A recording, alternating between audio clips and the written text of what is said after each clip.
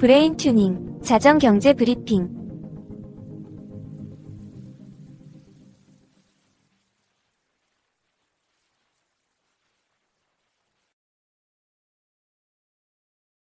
안녕하세요, 청취자 여러분. 자정경제 브리핑입니다. 오늘도 하루를 마무리하며 지난 24시간 동안의 세계 경제와 증시를 종합적으로 정리해드리겠습니다. 안녕하세요.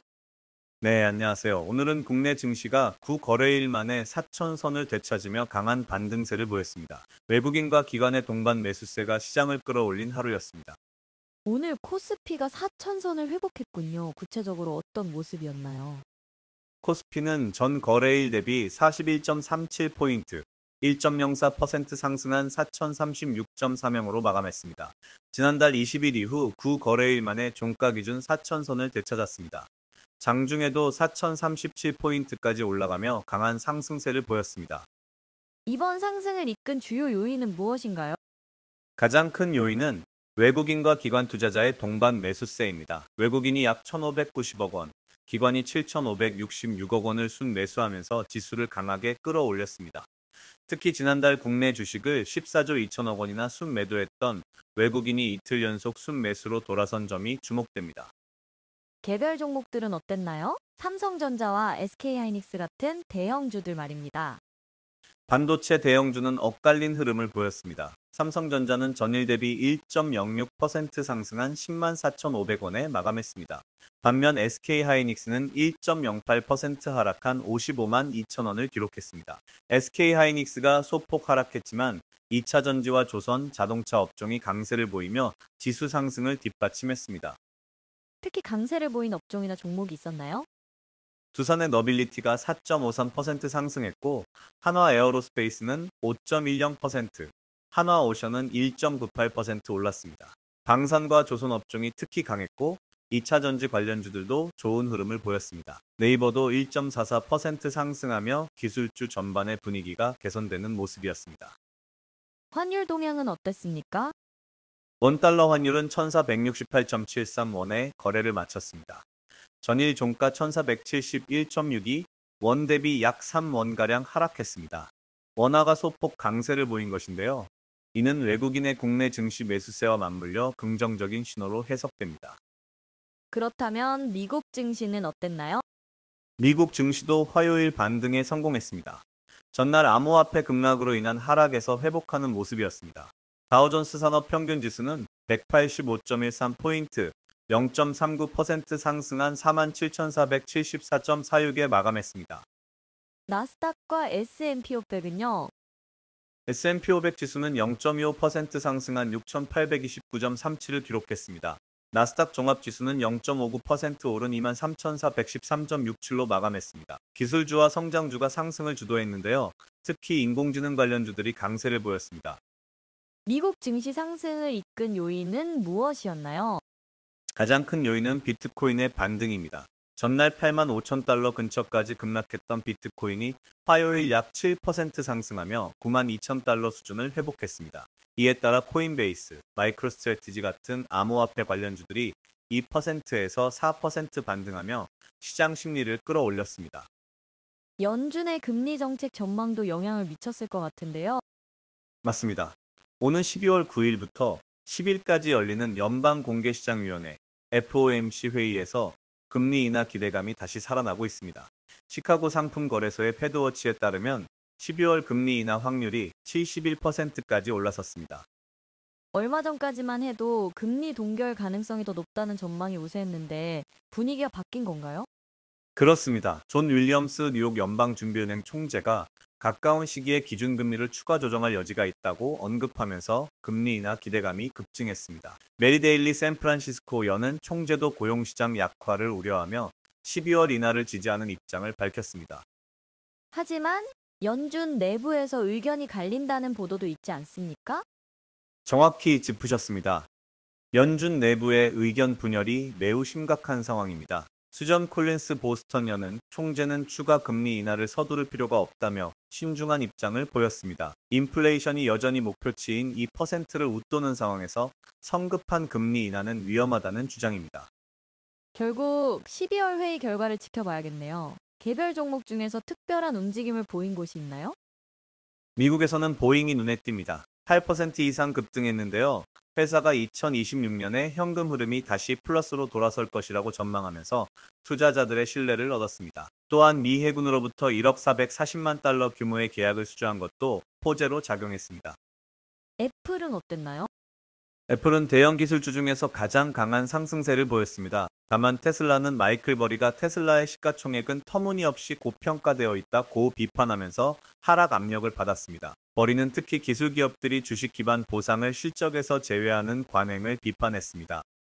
인공지능 반도체 쪽은 어땠습니까? 엔비디아가 거의 1% 상승했습니다. 크레도 테크놀로지는 10%나 급등하며 사상 최고가를 경신했는데요. 이 회사의 2분기 실적이 예상을 크게 웃돌았기 때문입니다. 인공지능 인프라에 대한 투자가 계속되고 있다는 신호로 받아들여지고 있습니다. 암호화폐 시장 얘기를 좀 더 자세히 들어볼까요? 비트코인이 큰 변동을 보였다고 하셨는데요. 비트코인은 12월 첫날인 월요일 8만 6천 달러 근처까지 급락하며 투자자들을 놀라게 했습니다. 월초 알고리즘 리셋과 롱 포지션 청산이 맞물리면서 유동성이 급격히 악화됐기 때문입니다. 특별한 악재가 있었던 것은 아니고 기술적인 요인이 컸습니다. 하지만 바로 반등했다고 하셨죠? 네, 화요일 약 7% 반등하며 9만 2천 달러 수준을 되찾았습니다. 시장에서는 8만 6천 달러 수준이 중요한 지지선으로 작동했다고 보고 있습니다. 만약 이 수준을 지켜낸다면 다시 9만 3천 달러에서 10만 달러를 향한 상승 시도가 가능하다는 분석입니다. 12월 암호화폐 시장 전망은 어떻습니까? 역사적으로 12월은 비트코인에게 그리 좋은 달은 아닙니다. 장기 평균 수익률은 8.42%지만 중간값은 1.69%에 불과합니다. 지난 4년 중 3년이 마이너스 수익률을 기록했습니다. 특히 11월이 마이너스였을 때는 12월도 하락하는 패턴이 반복됐기 때문에 조심스러운 접근이 필요합니다. 그럼 상승 가능성은 낮다는 말씀인가요? 꼭 그렇지만은 않습니다. 비트코인 현물 상장 지수 펀드, ETF의 자금 유입이 다시 살아난다면 상황이 달라질 수 있습니다. 전문가들은 하루 200에서 300만 달러 규모의 순유입이 며칠 연속 이어진다면 기관 투자자들이 다시 비트코인으로 회귀하고 있다는 신호로 볼 수 있다고 말합니다. 이번 주 주목해야 할 경제 지표나 이벤트가 있을까요? 이번 주 금요일에 발표되는 미국의 개인 소비 지출 PCE 물가 지수가 가장 중요합니다. 이것이 연준이 가장 중시하는 인플레이션 지표이기 때문입니다. 만약 예상보다 높게 나온다면 12월 금리 인하 기대감이 다시 꺾일 수 있습니다.